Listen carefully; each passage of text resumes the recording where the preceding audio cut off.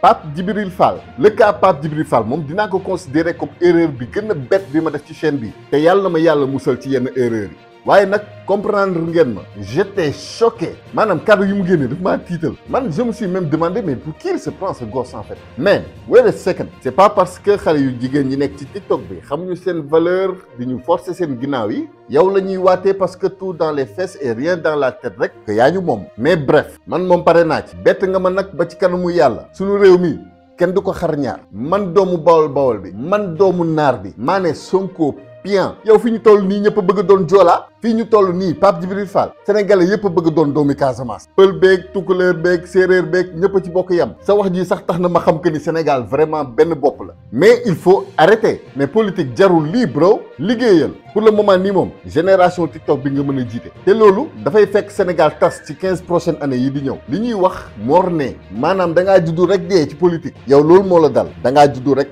xaru vraiment sama waa ji Jim Ndiaye patriote bu mag boobu waxoon na ko jamono jooju ñëpp a la gëmoon jim nañu yéen kii du ki ngeen foog ma ne ko non grand tey daanu nga pourtant Pape Djibril bref quoi ndekete yoo jim moo waxoon dëgg Pape Djibril vraiment Serigne Kouna Fall bul foog ni xàmmee wuñ la de mënoo ñoo nax demal nga jooyi dans ton coin place de l'Obélisque xam naa ne bés boobu doo ko mës a fàtte gars yi dañ laa yuux ngay bëgg a jooy wax nga ba sa baat bi càng ah maa ngi tourné nga naa am jënd ma soog du gis ne maa ngi tourné ah dégage pas après aj